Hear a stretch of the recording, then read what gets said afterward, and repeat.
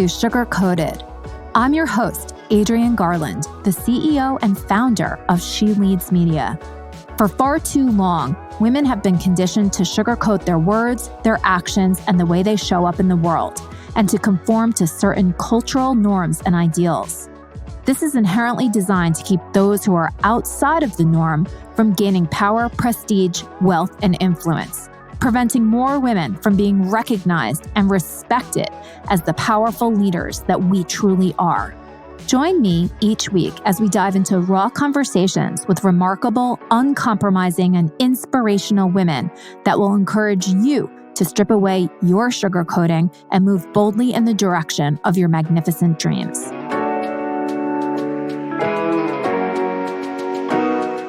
Hi, everybody. This is Adrienne Garland, and welcome to Sugar Coated. I am more than excited, more than I can even say today, for my guest. Her name is Kris Plachy, and she is an incredible visionary woman that helps other female entrepreneurs and female leaders to get out into the world and make a huge impact. She coaches female entrepreneurs that are literally shaping and changing the world. And so many people that I know her and say such incredible things about her. And I can't wait to share her wisdom and her incredible spirit with you today. Welcome to Sugar Coated, Kris. Thank you so much for that lovely intro. Well, I am so excited to talk to you for a multitude of reasons. But before we sort of get into it, why don't you just share with our incredible listeners who you are and what your mission is in the world? So my name is Kris Plachy, and I am a coach for female entrepreneurs, primarily women who are running 7- and 8-figure businesses. And my vision and my mission in the world is to prove the power of one thriving woman. In my life experience, I was raised by a single mom, and then I can just echo this throughout all of the different women I've known. Women are the center of the ecosystem that they're a part of. And so when the woman thrives, when we thrive, everything else in our lives is better. Everybody we touch is better. And so I like the vision for me is seeing how the world changes when one woman is thriving. It's crazy powerful to watch families, communities. We can even see it at a macro level, right? With countries. When women thrive, everybody else is better off. Amen. I mean, that could not have been better said. And I agree with you 100,000%. Actually, one of my best friends sent me something just yesterday that said that, everything that you sort of give or present to a woman that we make better. And it couldn't be more true. And what I like to think is that we have this huge opportunity in front of us now coming out of this global pandemic, the shakeup of, leadership, the shakeup of systems, the tearing down of inequity, and just the rising up of diverse thoughts, opinions, voices, people. And I think there's such a huge opportunity for women to, step into the forefront and not just stand back and be given something to make something better. Although maybe the world is being given to us so that we can make it better. What can we do? What can we do? Because, Kris, I know that you are all about action.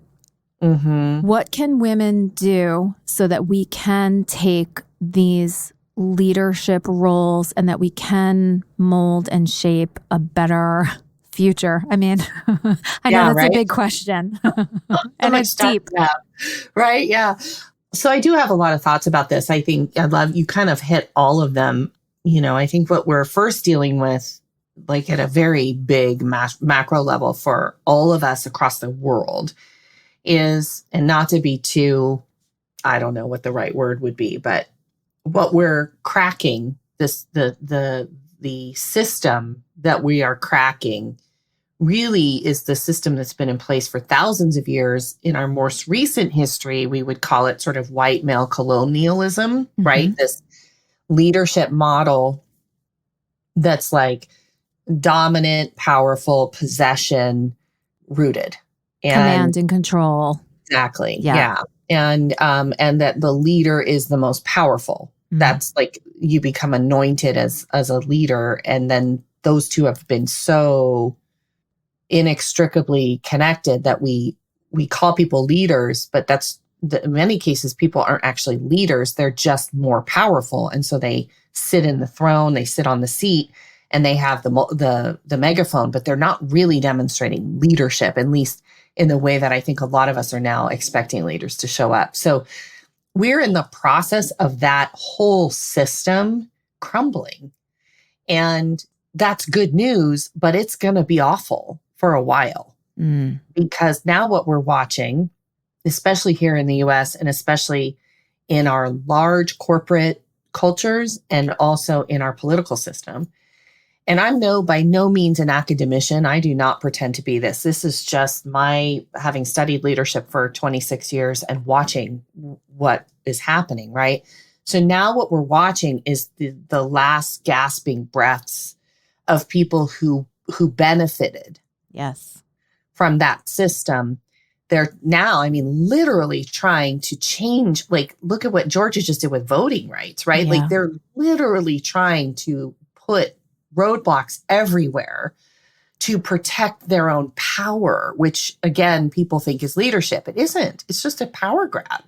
And, the clock's running out. This whole white male dominant leadership thing, they're going to be outnumbered in about 25 years. So they're doing everything they can, right, to build the system to support them.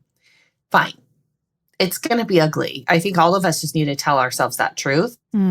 And I was just recently in Hawaii. I do several retreats there every year, which was amazing. And I'm happy to talk about that too. Please tell us about Hawaii. Please tell us about Hawaii. We'll talk about that in a second. But I was on this walk, and it was, this was about 10 days ago. It's about 10 days ago, and it was right after several of the hate crimes against several of the Asian members of the community and the two shootings that have just happened, right? All these things have just been going on. And I was walking through the forest, literally, of Hawaii, and having all these thoughts about that, me just processing the anger that I have. Like, how do we keep putting up with this? How many more times is this going to happen? And feeling very powerless and helpless. And I realized that what many of us are trying to do is reform a system. We're trying to take what's existing and change it. Right. And I actually don't think that's possible. So this is a little bit random, but I'm going to throw it out there. I realize that a lot of us, because all we've known for thousands of years is that leadership is embodied in destruction. Like, you have to destroy things in order to create something new. And I think that's what a lot of us are trying to do, is we're trying to destroy what exists to replace it. And I actually think that's the wrong approach. I don't think it will work, because it's using the model we're trying to kill. We're using the same model. Yeah. Is that following? Okay. Yeah. You know what? It's so funny that you're talking about it, especially like this, because I used to talk about corporate America in very much the same way. Yeah. So, and one of my hypotheses is that women don't get to those levels of success in business, the $1 million mark and the VC funding and all of that, because we're playing this game that was not designed for us. And so when we try to put ourselves into those roles, they don't fit. It's like wearing something that is like way too big or way too small on you. You just need to go to a shop at a different store. So I think it's very much the same what you're talking about with all of these systems and leadership. It's like you can't base your brand of leadership on what's come before, because you're just sort of perpetuating it. And then the other thing is to just tear something down so that you can rebuild that thing. But with you at the helm, that doesn't solve the problem. Exactly. So this is like a big conversation. Yeah. And I know I coach female CEOs on how to lead and manage teams, and that's my area of expertise. But even within that, right, what we're watching is you build a successful business. Most of the women who hire me are kind of over their skis. It's like they've generated the revenue, but they don't have the structure of the company to support it. And so what's the modeling? Yes. This dude modeling of what a CEO is, right? Which feels so disingenuous and not authentic. And, I just recently did a course that I called the Empathic CEO, because so many women I know, and frankly, men, there are so many men also who are empaths, who want to lead a different way, but even they are struggling in this space, right? So how do I show up and be this woman and command the respect and the role of leadership without being a tool, without it being just replication of what everybody's built before, right? Yeah. And so I believe that leadership is feminine. I think we have been misaligning leadership to men for thousands and thousands of years. Women demonstrate leadership from the moment that baby is born, from the moment they're a part of a village. There is an inherent ability in all women to lead that we have, just to your point, I think, and not even with intention. We've just been insidiously taught that all of these gifts that we have, our sensitivity, our collaboration, our communication skills, our sensitiveness to other people's emotions, our wanting to keep people included, all of that is somehow a deficit in leadership versus it being an asset. And so if we take where we are, and like I was mentioning, like we've been trying to destroy what exists in order to bring something new. I don't think leadership is about disrupting. I think leadership comes through invention. And so as I was walking through the forest, and I was like, I felt overwhelmed with like, do I need to donate money? Do I need to do? And then I just had, honestly, one of my coach's voices in my head. And what she says to me, and what has been saying to me, which has been very effective, is you do what you know works in the world, and you go all in on being who you are, like full on, go all in on the vulnerability, go all in on the potential for embarrassment and shame. Be willing to be seen unlike you've never been before, and tell people, this is what I'm doing. Would you like to come? And wow.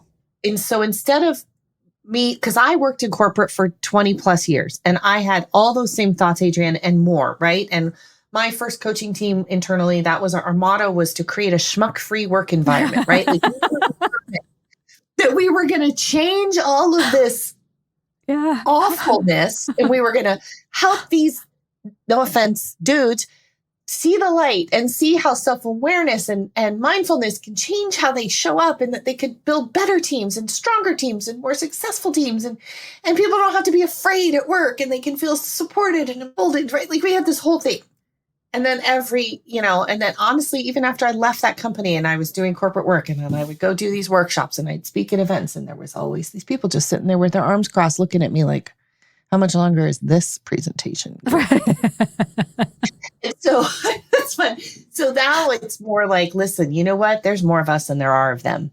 And if we just all decided, instead of trying to make them see and be different and try to, like you said, play their rules and win the game. Right. How about we just go over here? I love that. I was just about to say, like, I'm going over here. We just come over here. It's fun over here. And you know what? They're not allowed. Yeah. until they tell me that they can show up, right? Like that's part of why I do exactly what I do. Oh, And I know that my vision for what I'm building is built in loving everyone and accepting everyone and demonstrating that leadership is a connection and a relationship. It's not a position, and it's not tied to or tethered to authority and power at the demise or destruction of others. Like it's a whole other partnership that I want to paint and create for people. And oh yes, by the way, we're also going to learn how to have a difficult conversation, how to hold people accountable, how to create create spaces at work where people thrive, and that you are not tolerant of substandard, because you don't need to be. yeah. Just because you want to be loving doesn't mean you tolerate Yeah. poor results. They're not. Yeah. Those, Yeah. right. They're not mutually exclusive. And it's an entirely new way of looking at your work life or or the career aspect of your life. And I think what's happening is, clearly because of the pandemic, work and life got mushed together. Yeah. Upended, And totally. I think it caused, a crisis of identity with so many people, because when you think about it in the corporate world, and I came out of the corporate world, you do put a piece of yourself aside. You even put a piece of your mind aside, and you pretend that you don't have a family or that you don't have other responsibilities because you don't want to seem quote unquote distracted or weak or something that somebody could take advantage and get ahead of you. So there's a lot of posturing and positioning, even if that's not part of you, who you are, your identity. It's like you almost have to do that in order to survive and thrive in the corporate world. And I don't know. I mean, I haven't sort of been in that world for a while, but even when I do work with some clients, sometimes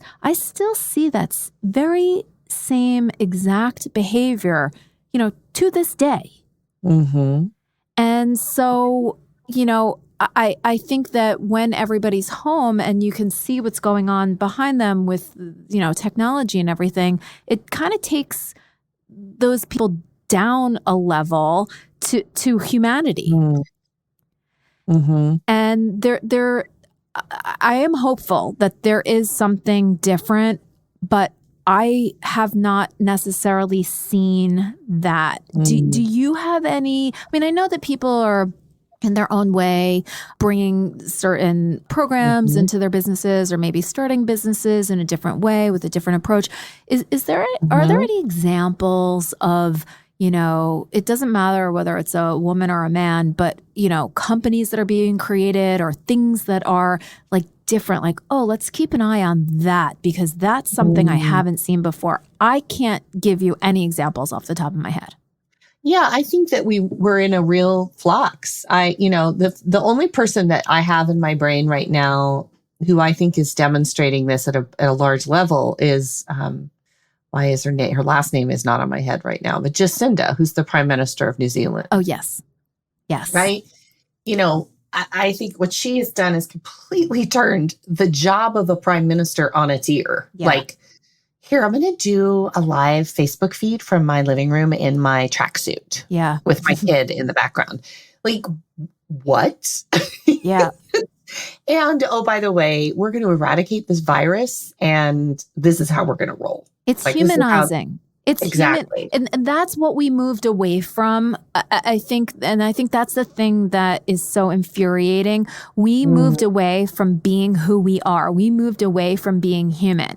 We put aside our feelings of empathy. We put aside, that there are other people. Yeah, but I don't actually think in the last many thousands of years, that's even existed in the role of leadership. Like, I agree with you that we put it aside at work, but I don't really think it's ever been very modeled.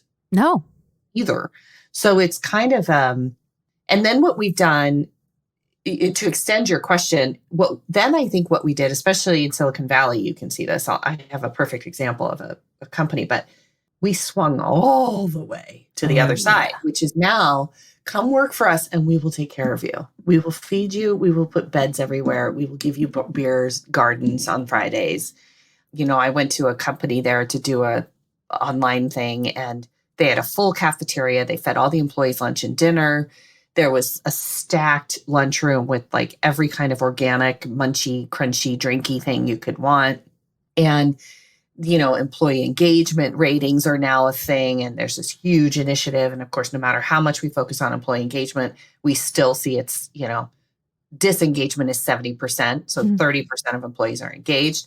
So all of so we swung this pendulum, right, to try and say, no, we're human and we see you and we appreciate you and we want to engage you by giving you. It's a ploy. It's fake. It's false. It's it's like, come here into the, my minivan and you can have a lollipop. Yes.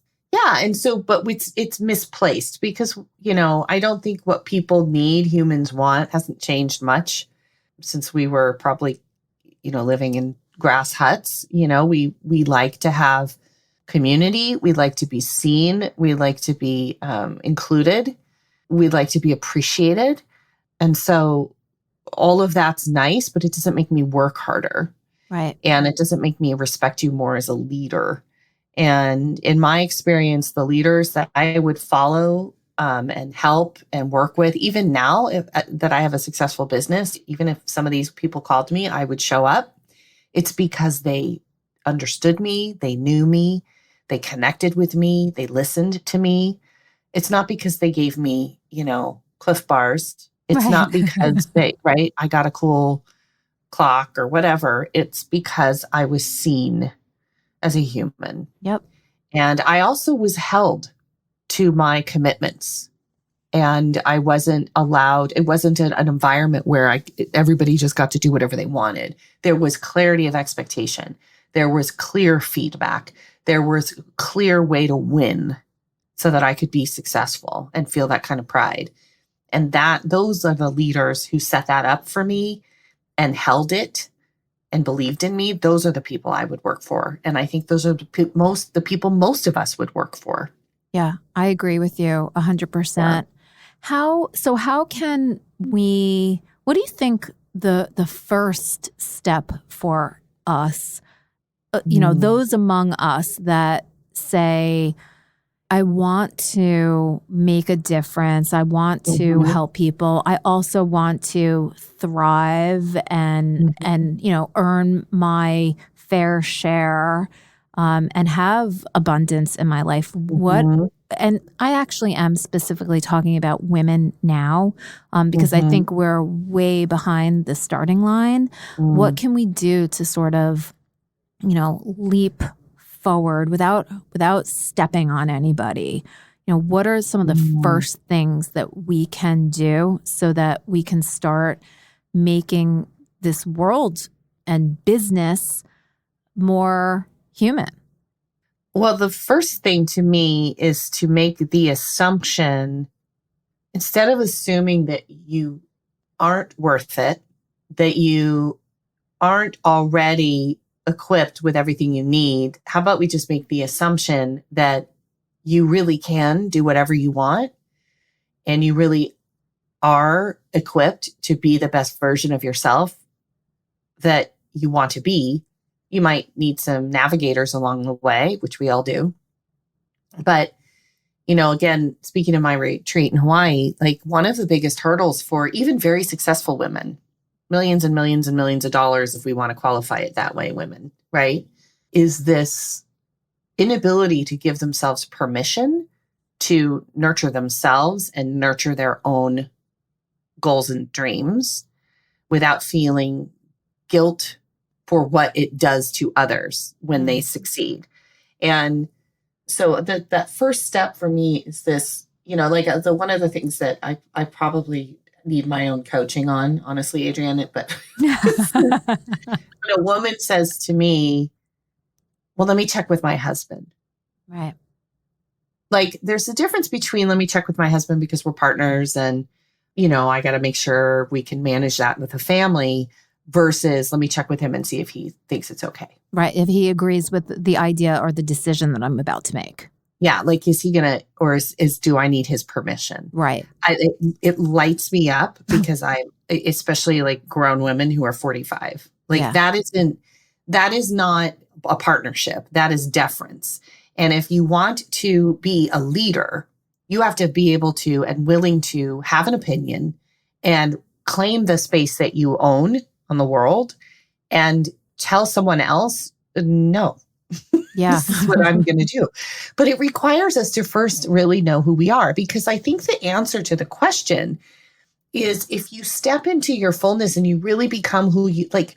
If I know that every single woman I coach, they get stuck in the weeds of their business. This is why so many of them are overwhelmed. They're like so in it that they can't see anything. Yep. As soon as they step up high, I know every single woman I coach has a vision for what she wants to create in the world. Mm-hmm. And the best news ever is right now in 2021, you can do that. Yeah. That was not true 50 years ago. No. But it is now. Mm. There's no shackles here. The only shackles now are the fact that we've been taught that we can't. Mm. But not that we can't. You have a laptop and an internet connection. You can do anything, y'all. And I have the benefit of coaching so many women who make money, who do so many things. I'm like, I meet new women all the time. I'm like, you make money doing that? Like, yeah. So awesome. I didn't know that existed. So anything, like whatever that life is that you want for yourself, but it's the story that you say. It's the, oh, I have the kids, or it's, oh, my husband, or my mother would, or my mother-in-law would really think, like, I coach all the people on that, right? Oh, my mother-in-law, she doesn't understand my business and she thinks I make too much money. And why do I need to make that much money? Why can't goodness. I do all the thoughts? It's like, so step one is how about we just decide, instead of assuming I can't and I shouldn't, or I don't know how about we just assume, oh, no, I actually know everything I need to know already. I might need a few navigators to help me get going. Yep. But I've got it in one. Me. Yeah. Yeah. The more people we have on this planet leaning into that part of who they are, their greatness, their amazingness, their intolerance for the beliefs of what's not possible. Like they just, no, you must be confused. I am capable of whatever I want and I'm going to make that happen. Yeah. The more people we have doing that, the more amazing places there'll be, because not everybody wants to be an entrepreneur. No, they don't. But a lot of people like working for them because they love the play in the space of possibility. That's what entrepreneurs do. I love that. And I also see this opportunity, and it is sort of how can this be figured out? Because there are the realities of kids and having to take care of them. It's very difficult to carve out the time, and just women make 82 cents on the dollar, and it gets worse if you're Hispanic, and there are definitely a whole bunch of restraints that now that's all they are. They're just thoughts, right? Well, they're not. They're real. They're real, but they don't need to be the thoughts that hold us back from moving forward and trying to change what's real right now. Yeah. I mean, I think we tell ourselves, I make 82 cents on the dollar. And then what? Right. So so now that women have lost all of these jobs and gotten laid off, and they're home caretaking and multitasking and cannot think for themselves or take care of themselves because they just don't have the help, I do think that there is this humongous opportunity for women to start businesses. I do think that entrepreneurship is the answer. I think it's the answer, but I don't know exactly how to tell everybody how to do it. But to me, I see that that's the answer. And we need to figure out what that looks like. And it needs to be something that's different than we've ever seen before. I love that you're saying this. This is sort of a silly story, but we just remodeled our bathroom. And part of the remodel was our closets. It's in the bathroom, right? So I bought all these wardrobe hangers so that we could move all our clothes out of the closet while they were redoing the bathroom, so that I didn't have to just have my clothes like laying on the floor. And so we just finished, and now I have 4 rolling wardrobe racks that I have no use for. I'm never going to use, right? Mm. And so I'm like, oh, I'll just put them on Facebook Marketplace. Maybe somebody will want them. I have no idea. So I posted them, and within 17 minutes, I had like 9 people who were like, can I buy them? Can I go? Right. And I'm like, what is happening? Yeah. And so I agreed to this one gal, and she's like, yes, I'll come right now. She drove 45 minutes to buy them. God. Got here in her beat up old Honda Civic, bless her heart. And she had to take the whole things apart. And she's talking to me, and she's taking things apart. And I was helping her hold them so they don't roll it. Anyway, she said, yeah, you know what? I got laid off, and I just decided to start selling formal dresses on Poshmark. And so many people have started these kinds of businesses that it's impossible to get these wardrobe racks because you need them to display and iron and press all the clothes. No way. And I was like, oh my gosh. And she said, yeah, it's a great little side hustle, but it's for now, it's important because, and so to your point, and really kind of echoing what I said before, there are people making money doing everything. Yeah. Yes.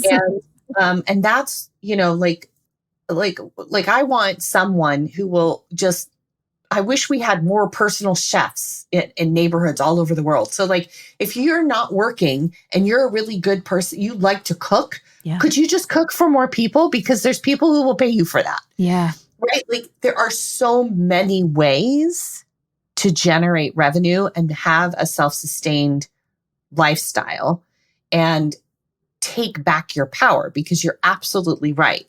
The cool thing about entrepreneurship is not just that it generates revenue and helps you make money. It gives you financial freedom. Yeah. And you are no longer bound to someone else's decisions about whether or not you're going to make money. And how you make that money and what hours that you need to work in order to make that money. I love that so much. I went through this incredible program. It's the Goldman Sachs 10,000 Small Businesses program. I have a client who just did that. It's amazing. There's amazing parts of it. And then there's one thing that wasn't amazing. But I was in an incredible cohort. It was the Tory Burch cohort. So it was all women. We were sort of at the earlier stages of our business.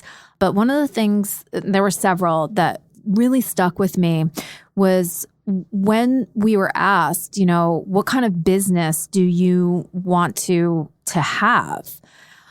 They said, look, if you want to have a business where you're laying on the beach sipping, margaritas 3 months out of the year, then build that business. Yep. Don't build a business and wait and then have to go on vacation or whatever. Build the business so that it serves you and that it serves your life, not the other way around. Mm-hmm. And I just hold on to that. I think that's, exactly what we all should be doing. It's not it's not the stuff that's promoted in the media. The stuff that's promoted in the media is, kill yourself, build a business that you get all this venture capital financing. That's the online influencer influence right now. That whole jam is toxic. Also possessed with male toxic energy. Yes. Possessed with it. Yeah. And Clubhouse just came out, and I went on it for a hot minute, and it was like, oh, they're all here again, telling everyone how to run. You're the second person that actually you're the third person that has said that to me, and one of them was a man. Yeah, well, because I think there's equally a lot of amazing men who don't play that way. I just wish they were louder. Yeah, and would sort of raise their hand and say, yeah, I don't subscribe to any of that. Yeah. I'm out.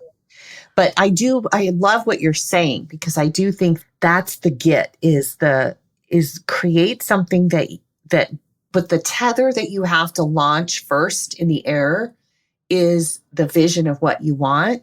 I think a lot of us just start something and we don't have that clear. And then we do become, right? Employed by our own company. Yep. And live a life like that because that's all we know, instead of tethering to, like I have a future self board on my Pinterest, and I'm always really cultivating I'm building something that this is what I want to be doing. I was just in Hawaii for 3 weeks because I could. And also it's part of how I've built my business. My CFO actually just had to coach me because I felt so guilty. You made She's it like, so. No, that, yeah, "No, you made it built your so. company so you could go to Hawaii for 3 weeks." Yeah. And oh, by the way, you helped all these people who came to Hawaii with you, right? For 4 of the days. The rest of the time I was there. It was just so build that. But it starts with the belief that you're completely worth it and you're completely capable. And I want to really recognize something that you said. And I apologize. I probably had too much coffee today, Adrian. I do agree with, because we do a lot of diversity work. I have a gorgeous, amazing conscious inclusion advisor who works with us, and she's so brilliant, Dr. Camille Broussard-Wise. And I'm very conscious of that I don't have the same challenges that other women have because I'm a white woman, and I'm very aware of that. And I also don't want that for it to silence my message, because I do believe, regardless, there are angels who will help you. There are resources available to you, but you've got to decide that you're going to tell the truth about your circumstance. I don't have a degree. I've never seen someone make more than $50,000 a year in my family, or $40,000 a year. I live in a community that's depressed and nobody has money. I have limited access to internet. Like, whatever the truth is that's true for you, tell the truth. And then say, okay, so what am I going to do about it? Yeah. Right. It's just a problem to solve. It's just a challenge. Yeah. Yes. And we all have different levels of that. And so, but I do recognize that me saying, go in the world and do whatever you want can feel so abstract and impossible. Yep. It is true because I know it is. Yep. But I also think you have to tell the truth and start where you are. Yep. And seek out the resources, the support. I call them angels, because the one thing I also think is really true is there's a lot of women helping women right now. And I think it's important for us to know who those women are for us and hang out with them and stay away from the women, because there's also always this little weird thing happening in the women's community. I think there's less of that, but there is still some of that. So it's definitely there still. I actually had another guest on the show, Antonia Hawk from Ritz-Carlton, and she wrote an incredible piece about there are women not helping women, and it's unfortunate. It's clearly out of a place of fear and lack. There's the perception that there's not a lot of room at the top, but the top, I'm over here. Right. I have a different top now. It's like I said, right? Like, I got sick of hearing women say, no, there's no room at the table, so I just made my own. Right? Let's come over here. We got another table if you like my table better. I think it's more fun. We have snacks. We have Cliff Bars. Our table's at the beach. It's not in a room with. Oh my God, exactly. And that's like the whole mindset. I actually teach a class at NYU, the Tisch Center for Hospitality, and it's on entrepreneurship and business plan development. And a lot of the class I spend on talking about mindset and the growth mindset and getting past fear and experimentation and just doing and then learning. And it's, yes, business plans are important. Yes, profitability. Yes, understanding the numbers. All the business stuff is definitely important. But the most important thing is you as an entrepreneur. Yep. Yeah. It's whatever's just going on so in powerful. That brain translates its life. It really translates does. out into the world. Yeah, for sure. I love what you said. And I watched the cutest video that I was going to share with the class, but I didn't want them to think that I thought that they were kindergarteners, but there's this lovely animation just about these 2 seeds underground, and they have everything that they are and ever will be within them as a seed underground before they even break through. And Oh. the one seed is so afraid. What if the sun burns my leaves? What if I, can't get enough water? And the other seed is so, excited to see how the sun's going to feel. And so that's the seed that, breaks through and grows and thrives. And it's not without challenge. But I love that imagery so much. And I think that's how we as women need to think about ourselves. It's like the seed that contains everything. You just might not be fully there yet. Nope. I love it. No, and that's what growth is about, right? That's the whole point, is growing and exploring. And when you hit a roadblock, not using that. I think one of the things that I find the most frustrating about talking to newer entrepreneurs is this thought process they have, which is, well, we'll see how it goes. We'll see how it happens. We'll see what happens. And I'm always like, no. No, it's, if it's meant to be, it'll work out. Oh God. No. Here's how this works. I'm going to make it work out, and I'm going to keep trying until it does. Yeah. Right. That's I was talking to my team too, because we just started this past year doing a launch model, which I've never done before. And I'm going to say, I don't really like it. Really? But it's okay. I'm committed to figuring this out. But we've been really, because I've coached enough online business owners to know that I do not want what they create for themselves, which is pure hell. Yeah. Every time they do a launch, right? So we've made this agreement as a team that we are going to have successful enrollment periods without it looking like any of the other things that we know it could look like. So we're going to build something that will win, but we're going to work at it, and we're going to make sure the win aligns with the way that we want it to work, right? So it's not just focusing on the win. It's also that the win is in the way. Love that. I think I need to write that. That is so brilliant. The win. Yeah, it's not only the win, it's the way in the win. Yeah, the win is, yeah. And so, but if you're one of those people that is like, I don't know if it'll work out, but I'm going to give it a shot, no. We're going to decide that it's going to work out, and then you're just going to be relentless in your failure. Yep. Until you get there. I love it. Yes. Kris, I love that so much. I love it. I love you. I love the way and the win, the win and the way. I love our whole entire conversation. I feel like I have gotten so much out of it. I'm looking at the time, and I'm like, I could talk to you for another hour, but I know that we are busy, incredible women.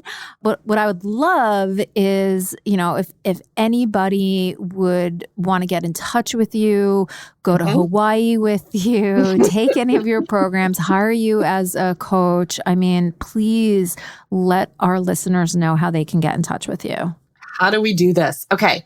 So basically, there's a couple ways. If you just want to check me out and play around, you can either follow me on Instagram, Kris Plachy Coach, and it's spelled, I'm sure this is somewhere on your page, but it's Kris, Kris, and Plachy, Plachy, Coach. You can listen to my podcast, which is Lead Your Team. And much like what we're doing here, mine are usually 15, 20 minutes on sort of hot spots, hot topics for female entrepreneurs as it relates to leading and managing. My signature program is called the How to CEO. Yeah, I love that. And that's where it's a 12-week program, and where I teach women who are running businesses, who already have a proven business model, who have a team member, at least one, and you're trying just to figure out how to scale, leveraging team systems, procedures, how to have difficult conversations, hire, fire, hold people accountable, that kind of thing. So those would really be the best options. And that's at howtoceoregister.com. You can see what we're up to. We have special guest experts. In fact, one of your favorites, Eleanor Beaton, is one of our favorites, and she is a guest expert quite frequently, along with Allie Brown, who many people might know if they know Eleanor as well. Yes.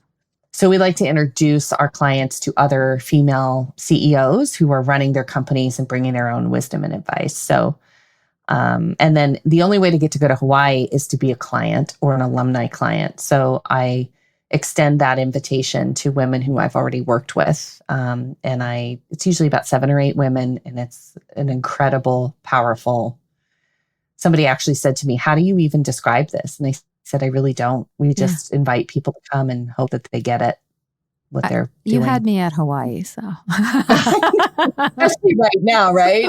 And one of my clients actually just flew from New York. She came. Really? She flew. She got a direct flight. I told everybody, buy first class tickets. Wow. And they all did.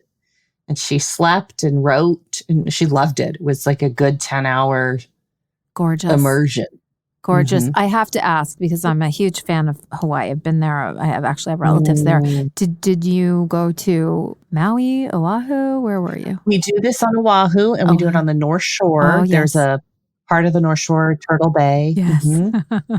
And it's on 880 acres of nature preserve. And so we have our Tommy Bahama beach chairs, which if you're a sports parent, you know what I'm talking about. You put them on your back. And we walk out to spots under the trees right at the shore, but we're in this shade. And everybody gets a cute little lap desk and a journal. And we spend about 3-4 hours, more like 4 hours together every morning. And then everybody has their own time the rest of the time. That sounds like heaven. It's heaven. Yeah, that sounds like heaven. Yeah. Kris, this has been so lovely. I just have enjoyed our conversation so much. I'm looking forward to being in company with you and hopefully sharing ideas on how more women can, create these new entrepreneurial ventures in a brand new way. And from that place of confidence that we have everything that we need right here, right now. Yeah, I love it. Thank you so much. It's my pleasure and thrilled to be here. It was a lovely conversation. Thank you. Thanks, Kris.